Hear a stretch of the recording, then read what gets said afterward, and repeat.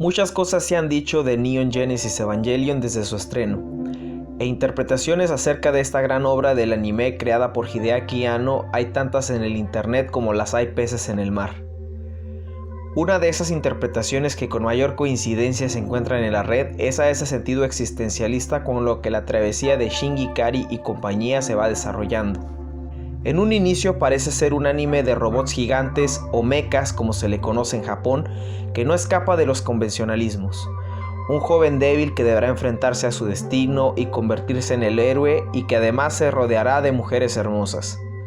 Pero no tarda mucho en que nos demos cuenta que esto no es más que la superficie y que en el fondo tanto el protagonista como los demás personajes tendrán que lidiar con horribles monstruos difíciles de derribar, y no nos referimos a esos ángeles abstractos que llegan a destruir las ciudades, sino a esos tormentosos pasados de los personajes que les impiden avanzar en la vida y que les podrían destruir tanto a ellos como a quienes les rodean. Un acierto de la serie es que dichos pasados no se revelan antes de tiempo, sino que el comportamiento y personalidad de los personajes nos permiten hacer un juicio sobre ellos para después, al conocerles, comprender que quizá nuestro juicio hacia las demás personas no sea del todo justo. Desde esa arrogante y testaruda manera de actuar de Asuka Langley, que se contrasta con ese caótico episodio de la muerte de su madre, y ver lo importante que se convierte para ella que la vean con respeto, sin mostrar debilidad. O la fresca y seductora manera de andar de Misato Katsuragi, donde vemos cómo con esa apariencia optimista se encuentra alguien que quiere evadir que en el fondo está llena de dolor y desilusiones. Todos los personajes, con la excepción de aquellos que apenas aparecen en una escena o dos, tendrán que lidiar con las penumbras de su existencia. Según diversos filósofos que han planteado el dilema de la existencia humana, el dolor es algo intrínseco en el hecho de existir.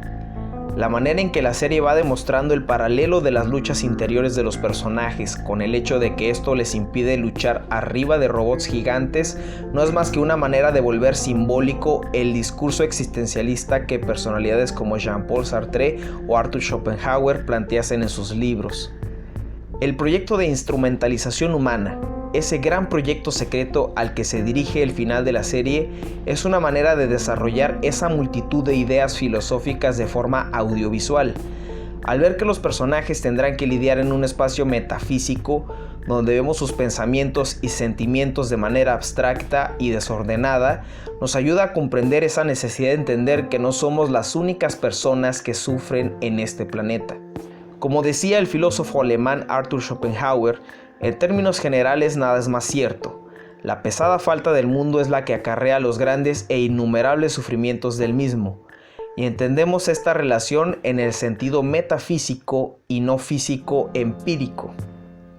A eso agrega: si ante cada uno se colocaran los dolores y los tormentos espantosos a los que está expuesta de continuo su vida, no hay duda de que el espectáculo se llenaría de horror. Y dicho espectáculo es al que los protagonistas se enfrentan en el proyecto de instrumentalización humana, recorriendo y afrontando esos dolores que han querido evadir a lo largo de sus vidas, esos dolores que les impiden ver fuera de sí mismos. ¿Por qué el creador de la serie, Hideaki Anno, recurre a este tormentoso y complejo espectáculo audiovisual? Quizá porque, al igual que los personajes, nos hemos ensimismado en nuestros problemas y hemos pasado por alto que no se trata solo de nosotros. Jean-Paul Sartre decía al respecto: ante todo, ¿qué se entiende por angustia? El existencialista suele declarar que el hombre es angustia. Esto significa que el hombre que se compromete y que se da cuenta de que es no solo el que elige ser, sino también un legislador que elige al mismo tiempo a la humanidad entera, no puede escapar al sentimiento de su total y profunda responsabilidad. Al poder ver y sentir el dolor de los demás, es posible un genuino desarrollo empático por parte de los personajes. Shinji no quiere subirse al Eva porque sus problemas y dolores le superan, y estar sumergido en eso no le permite ver que pone en riesgo la vida de los demás. Esto solo es una manera de mostrar audiovisualmente que nuestra existencia y nuestras decisiones no nos afectan solo a nosotros, sino a todos los que nos rodean. Al entrar en ese espacio metafísico, representado acá por el proyecto de instrumentalización humana, y comprender la importancia de que tiene su vida, así como el poder entender el sufrimiento ajeno, Shinji y la humanidad entera se salvan de la destrucción total. Por eso, Shinji salva a la humanidad al elegir seguir viviendo.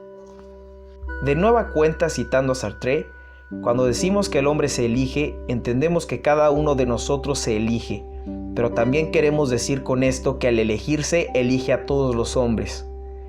Queremos la libertad por la libertad y a través de cada circunstancia particular.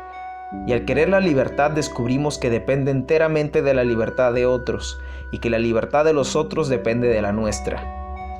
Al respecto, Schopenhauer decía: el hombre que ha llegado al extremo de reconocerse a sí mismo en todos los seres, considera como suyo los sufrimientos infinitos de todo lo que vive, se apropia del dolor del mundo.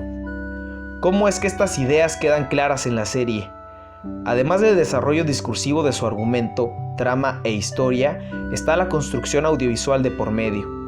En primer lugar, todas las acciones se nos muestran de manera objetiva hasta el capítulo 24, es decir, todo lo que se nos muestra es desde fuera de los personajes, observando sus acciones y vivencias. Es a partir del capítulo 25 donde empezamos a observar las cosas de manera subjetiva, es decir, desde la mente y cabeza de los personajes. Una vez empezado esto, veremos solo desde la subjetividad de los personajes hasta que Shinji comprenda el impacto de su vida hacia los demás. Y justo cuando lo comprende, podemos ver desde una perspectiva objetiva de nueva cuenta. Constantemente en el mundo moderno, la idea de la felicidad perpetua o de que el éxito constituye el sentido de la vida no hacen más que alejarnos del hecho de que el sufrimiento es inevitable, que sin importar, llegarán dolores a nuestra vida. Neon Genesis Evangelion nos dice que lo mejor que podemos hacer es decidir qué hacer con ese sufrimiento, no evadirle, sino afrontarle.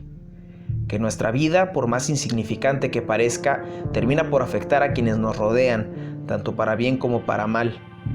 Que la única salvación posible para un mundo egoísta es dejar de pensar solo en nosotros mismos. Quizá lo más cercano a un proyecto de instrumentalización humana sea el arte y lo que nos hace sentir o pensar. O quizá de plano no tenemos salvación. Como decía Schopenhauer, el hombre que se deja seducir por la ilusión de la vida individual, esclavo del egoísmo, no ve las cosas sino lo que personalmente le toca, y de ello saca motivos renovados una y otra vez para desear y querer. Por el contrario, el que ahonda en la esencia de las cosas, el que domina el conjunto, llega a reposar de desearlo todo y quererlo todo. El dolor no brota de no tener, brota de querer tener y sin embargo no tener.